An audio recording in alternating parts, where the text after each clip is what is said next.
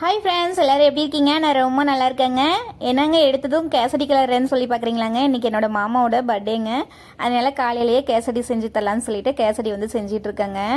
நம்ம கொஞ்சம் பெரியங்களாயிட்டோம் அப்படின்னாவே மோஸ்ட்லி கேக் வெட்டுறதெல்லாம் கம்மியாயிருங்க. அதே மாதிரி தாங்க எங்கள் வீட்லேயுமே மாமாவோட பர்த்டேவும் பாப்பாவோட பர்த்டேவும் ஒரே மாதத்தில் வரும். ஒரு 7 நாள் முன்ன பின்ன தாங்க வரும். அதனால மாமாவோட பர்த்டே வந்து கொஞ்சம் டீலில் விட்டுறது.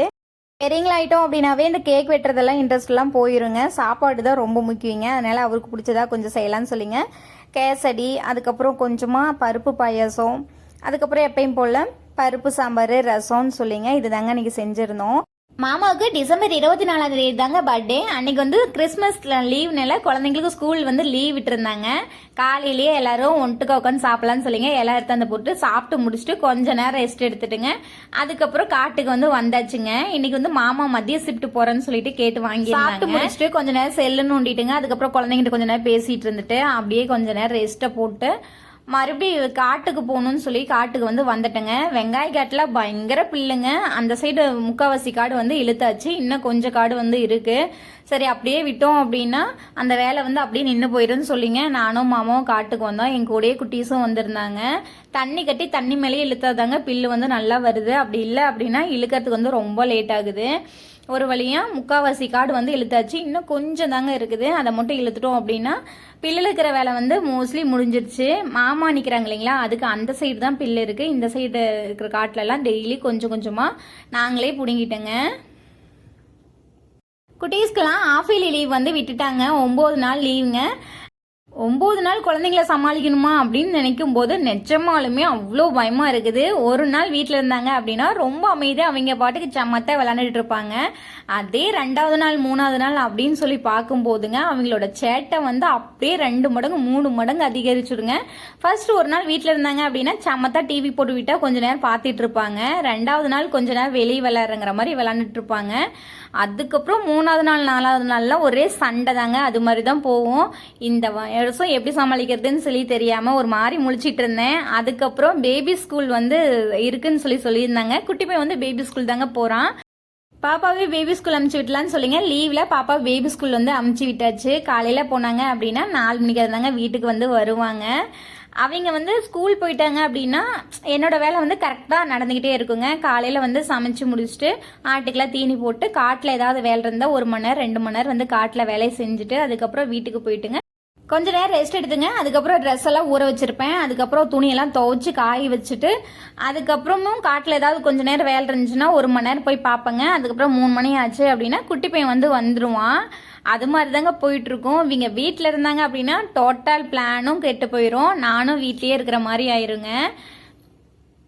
குழந்தைங்கள வந்து ஒரே இடத்துல வச்சிருந்தா தான் கொஞ்சம் நைன் ராவடி பண்றாங்கன்னு சொல்லிங்க காட்டுக்கு 1 நேரம் கூட்டிட்டு போயிட்டு அவங்கள வச்சுட்டு ஏதாவது வேலை செய்யலாம்னு சொல்லி செஞ்சிட்டு இருந்தோம்னாங்க 1/4 மணி நேரம் ஆச்சுன்னா போதும் அம்மா போலாங்கிற மாதிரி கேட்க ஆரம்பிச்சிருவாங்க. ஆட்டுக்கு போயிட்டுங்க வீட்டுக்கு வர வழியிலங்க தட்டுப்போர் வந்து இருக்குங்க. 2 கத்து தட்டை கொண்டு வந்து ஆட்டுக்கு போட்டுங்க வீட்டுக்கு வந்து பார்த்தோம் அப்படின்னா குழந்தைங்க உட்காந்து சமத்தா விளாண்டுட்டு இருந்தாங்க. இதை காட்டிலே கொஞ்ச நேரம் உட்காந்து விளாண்டீங்க அப்படின்னா இன்னும் கொஞ்சம் நேரம் வேலை செஞ்சுருப்புங்கிற மாதிரி இருந்துச்சுங்க.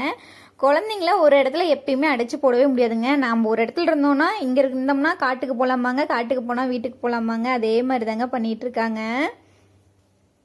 நம்ம வீட்டுக்கு முன்னாடியே எக்ஸ்ட்ரா இருந்த வாழைக்கட்டையெல்லாம் ஃபுல்லாக பிடுங்கி விட்டுருந்தாங்க. அதில் மறுபடியும் இடக்கட்டையெல்லாம் வந்துங்க நிறைய தார் விட்டுருக்கு. அதுக்கப்புறம் பூச்செடியை ஃபுல்லாக அரைக்கி விட்டுருந்துங்க. இப்போ நல்லா தளைஞ்சு வந்திருக்குங்க. பார்க்கும்போதே அவ்வளோ சூப்பராக இருந்துச்சு. இந்த வீடியோ அடுத்த நாள் எடுத்த வீடியோங்க. எங்கள் வீட்டுக்காரரோட அண்ணா பொண்ணுக்கு வந்துங்க திரட்டி வச்சுருந்தாங்க. அங்கே போகிறதுக்காக கிளம்பிட்டேங்க. ஃபஸ்ட்டு பாப்பாவெலாம் ரெடி பண்ணி விட்டு அதுக்கப்புறம் நானும் ரெடி ஆகிட்டேங்க. ரெடியானதுக்கப்புறம் பூ வந்து வாங்கிட்டு வந்திருந்தாங்க. அதை வந்து வச்சு விடுங்கன்னு சொன்னேன். அந்த ஒரே ஒரு பூ வைக்கிறதுக்குங்க அவ்வளோ நேரம் பண்ணுறாங்க. பின்னுக்கு வச்சு குத்தவே முடியல, மயில் கையில் குத்துது மயிலுன்னு சொல்லிட்டு ஏதாவது ஒரு காரணம் சொல்லிட்டு அதை வைக்கிறதுக்கு ஒரு 10 நிமிஷமாட்டம் ஆயிடுச்சுங்க. வீட்டில் இருந்தோம் அப்படின்னா ஒரு அழுகு நைட்டி போட்டுட்டு கொண்டை போட்டுட்டு அப்படி தாங்க தெரியும். எங்கேயாவது வெளியே போனோம் அப்படின்னா சாரீ கட்டுறப்ப பூ வச்சோம் அப்படின்னா எனக்கு ரொம்ப பிடிக்குங்க. அதை அவர் கையால் வச்சு விட்டோம்னா இன்னும் கொஞ்சம் சந்தோஷமா இருக்குங்க. திரட்டி வீட்டுக்கு வந்து போயிட்டு வீட்டுக்கு வந்து வந்தாச்சுங்க. இந்த வீடியோ அடுத்த நாள் காலையில் ஞாயிற்றுக்கிழமை எடுத்த வீடியோங்க. காலையில் எழுந்ததும் வேலையை காட்டுக்கு வந்து வந்தாச்சுங்க.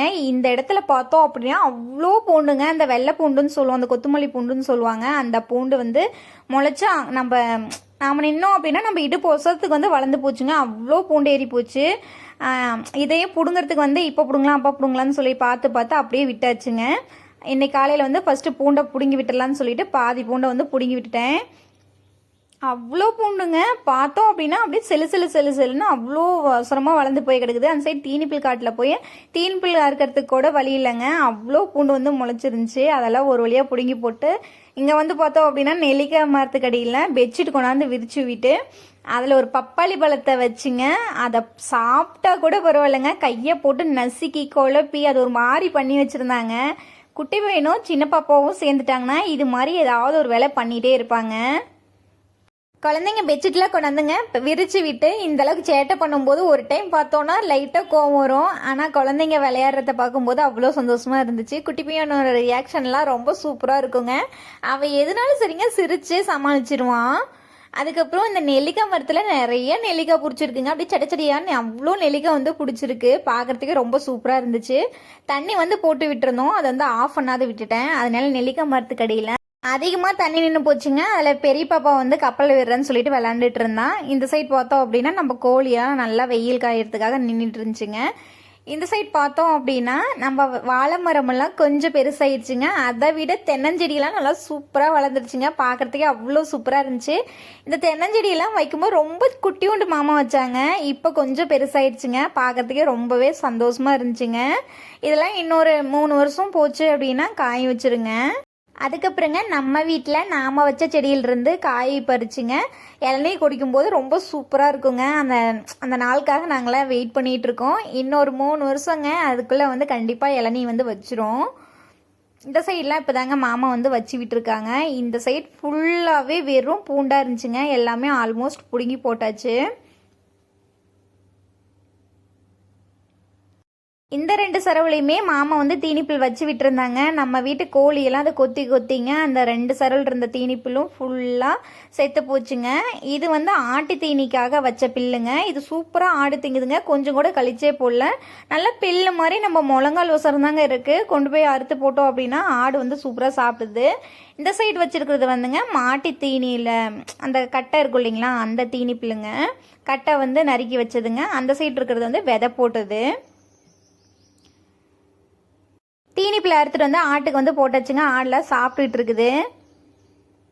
காலையில் இருந்துங்க காட்டில் இருக்கிற பில்லெல்லாம் பிடுங்கிட்டு அங்கேயே டைம் வந்து சரியாக போச்சு. இன்னும் கட்டித்தரையெல்லாம் எதுவுமே கூட்டலைங்க. இதெல்லாம் சுத்தமாக கூட்டி விட்டுட்டு தாங்க அதுக்கப்புறம் வீட்டில் இருக்கிற வேலையெல்லாம் போய் பார்க்கணும்.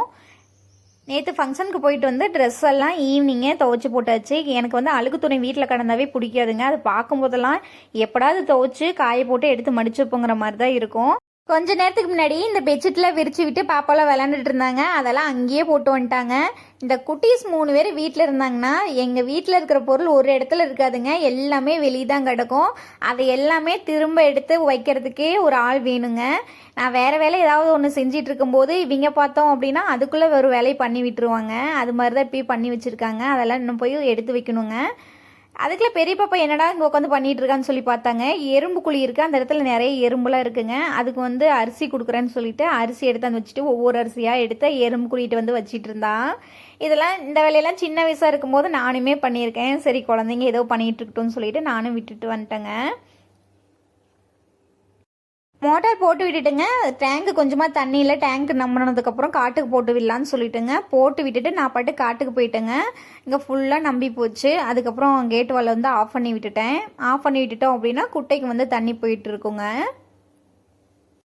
காலையிலேருந்து வெளியே சுற்றிட்டு இருந்தேன். இன்னும் வீட்டில் ஒரு வேலை ஆகலைங்க. இனிமே தாங்க போய் வேலை பார்க்கணும். மாமா வந்து காலையிலே வேலைக்கு போயிட்டாங்க. அவர் வந்து 8:30 வேலைக்கு வந்து கிளம்பிட்டாங்க. நான் போய் கம்பெனியில் சாப்பிட்டுக்கிறேன் அப்படின்னு சொல்லிட்டு கிளம்பிட்டாங்க. மாவு கொஞ்சமாக இருந்துச்சுங்க, சரி தோசை ஊற்றிக்கலாம் அப்படின்னு சொல்லிட்டுங்க நான் வந்து அப்படியே பொறுமையாக ரிலாக்ஸாக அப்படியே சுற்றிட்டு இருக்கேன். இந்த மஞ்சள் செவந்தி பூச்செடி வந்து செவந்தி பூ வந்து வச்சிருச்சுங்க. பார்க்கும்போது அவ்வளோ சந்தோஷமாக இருந்துச்சு. அந்த கலர் பாருங்கள் எந்த அளவுக்கு அழகாக இருக்குதுன்னு சொல்லிட்டு எனக்கு இது மாதிரி பூலாம் ரொம்ப பிடிக்குங்க. அதை பார்த்த உடனே அவ்வளோ சந்தோஷம். அதை வந்து உடனே பறித்து வச்சோம்னா வாடி போயிடும்னு சொல்லிட்டுங்க செடியில் மோஸ்ட்லி பூ இருந்துச்சுன்னா பறிக்க மாட்டேன். பறிச்சுனாலும் பாப்பாவுக்கு தான் வச்சு விடுவேன். இந்த சைடு வந்து பார்த்தோம் அப்படின்னா 7 ரோஸ் செடியிலையும் 2 பூ வந்து வெடிச்சிருந்துச்சு. ஒரு மாதத்துக்கு முன்னாடிங்க பூச்செடி சுற்றி நல்லா பறித்து விட்டு ஆட்டுச்சாணி கொஞ்சமாக உரம் எல்லாம் போட்டுங்க. அதுக்கப்புறம் மண்ணை போட்டு மூடிட்டோம் அப்படின்னா அது வந்து மக்கி செடிக்குள்ளார நல்லா உரமாக கிடைக்குங்க. சீக்கிரம் வந்து செடி நல்லா தலையும். எல்லா செடிக்கும் அப்படி தாங்க போட்டுக்கிட்டு இருந்தேன். எல்லா செடியுமே நல்லா சூப்பராக தலைஞ்சிருக்கு. இந்த சைடு சின்னதாக தெரியுது இல்லைங்களா, அது வந்து வெள்ளை கலர் செவந்தி செடி, அதுவும் வச்சுருக்கேன். இந்த சைடு பார்த்தோம் அப்படின்னா ரோஸ் நிறைய வெடிச்சிருந்துச்சுங்க. பார்க்கறதுக்கே ரொம்ப அழகாக இருந்துச்சு. இந்த பூ வந்து பார்த்ததை யாரெல்லாம் கரெக்டாக கண்டுபிடிச்சிங்கன்னு சொல்லிட்டு மறக்காமல் சொல்லுங்கள். இந்த பூ என்னென்னா தட்ரோஸ் பூன்னு சொல்லுவாங்க. அதனால அழகாக வெடிச்சிருக்குங்க. பார்க்கறது ரொம்பவே சூப்பராக இருக்கும். அதுவுமே இப்போ தான் பூ வந்து லைட்டாக வெடிச்சு வந்திருக்கு. எப்போ பூ பறிக்க வந்தாலும் சரிங்க, குட்டி பையனும் எங்கூடயே வந்துடுவான். குட்டி பையனோட பேர் வந்து பூபேஸ்ங்க. அவனை பூக்குட்டி பூக்குட்டின்னு தான் அதிகமாக கூப்பிடுவோம் எல்லாருமே. அவனுக்கு பூனா அவ்வளோ பிடிக்குங்க. எந்நேரம் பார்த்தாலும் அந்த பூ வந்து எந்த அளவுக்கு ஃப்ரெஷ்ஷாக ஒரு மாதிரி செல்லுன்னு இருக்கோ அதே மாதிரி தாங்க குட்டி பையனும் ஏதாவது ஒன்று சொல்லிட்டு சிரிச்சிட்டு அது மாதிரி ஏதாவது ஒரு வேலை பண்ணிகிட்டே இருப்பான். அவனுக்கு ரோஸ் பூனா அந்தளவுக்கு பிடிக்குங்க. இப்போ வந்து பூ பறித்து கொடுத்ததுக்கப்புறம் எல்லா பூவும் எங்கிட்ட தாமான்னு சொல்லி கேட்டுட்டு இருந்தான். நீ கீழே போட்டுட்டோட சாமி வியலைவா தரங்கிற மாதிரி சொல்லிட்டு இருந்தேன். 2-3 நாளாக இப்படி தாங்க போச்சு. இந்த வீடியோ பிடிச்சிருந்துச்சி அப்படின்னா கண்டிப்பாக ஒரே ஒரு லைக் பண்ணுங்கள். ரொம்ப பிடிச்சிருந்துச்சி அப்படின்னா ஒரே ஒரு கமெண்ட் பண்ணுங்கள். ஓகே, பாய்ங்க. நெக்ஸ்ட் ஒரு இன்ட்ரெஸ்டிங்கான வீடியோவில் பார்க்கலாம். பாய்ங்க.